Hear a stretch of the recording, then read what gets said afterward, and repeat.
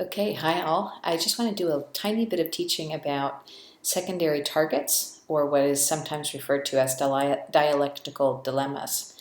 And the way I think about them is these are normal, to be expected patterns that come as a consequence, sort of like the developmental consequence, the thing you learn as a kid if you've survived an invalidating environment and been a person who had real trouble with emotion dysregulation.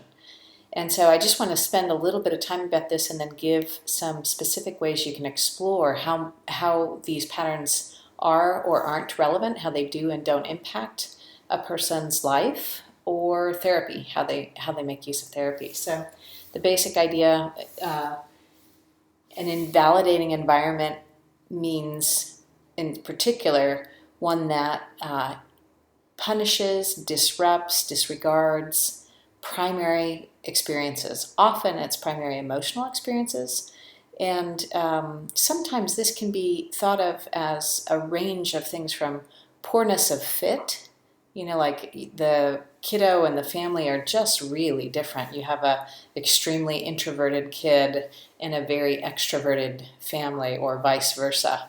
And everything, your kind of natural response, everything you do is just off, doesn't fit. Or you're a kind of kid where you're really difficult to soothe, like because of this other more biologically based vulnerability. You have a lot more difficulty with more intense emotions that fire more quickly, and there's just a poorness of fit. So that's one idea. But the other idea is sometimes there can be just really extreme maltreatment, neglect, really bad events that happen. So that the environment, put any kid, no matter how emotionally well wired they are, into this environment, and you'll see problems come. So, but the basic idea is that when you are put in this type of environment, and actually Charlie Swenson just did a nice thing about this. It's almost like it's a force field, so that when you put any developmental task, learning to ask for help, learning to manage your own behavior, learning to,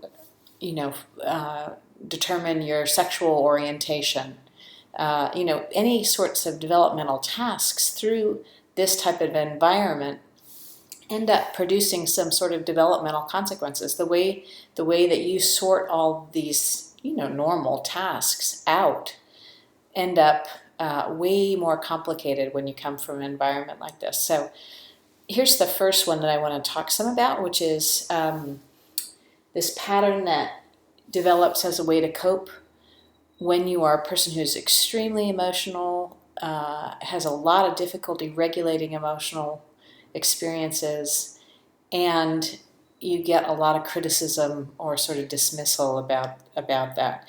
One of the things you actually learn is self-invalidation. You respond to yourself the way the environment has by saying, I shouldn't be this way. You judge yourself, you punish yourself, you may hate yourself for being so emotional all the time, not able to get it together. Or you may, another flavor of self-invalidation is, I am not this way, sort of a denial or dismissal, like I don't need extra help, sort of I'm feeling better, and in this mood I'm clearly able to do everything, and there's a forgetting, almost like you might see with an attention deficit disorder kid, where it's easy and they underestimate how difficult things are. So two flavors of self-invalidation, ways that a person learns to respond to their own emotion vulnerability, their own problems with dysregulation.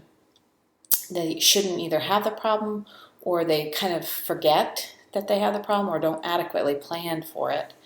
And then the other is emotion vulnerability. And I think this is one that sometimes is hard for therapists to remember. And this is the trauma of being an exquisitely sensitive person, sort of the nightmare of discontrol, where you're doing your very best and then it all falls apart. Or everyone else is able to handle something and you can't. Or you were, but then suddenly you're in the hospital. And this kind of ongoing sense, I will always be this way, like things will always hurt this much, I'll be in this kind of agony forever. So, and if you really understood me, you wouldn't ask so much. if you understood how bad this was, one way that this can show up in therapy is you wouldn't ask me to do these hard things. Obviously, you don't get it. So this is often referred to as a dialectical dilemma because clients may flip back and forth from thinking they shouldn't be that way to then being angry that others don't get how vulnerable they are, to then back and forth. And it's sort of a pattern of overregulation and underregulation sometimes.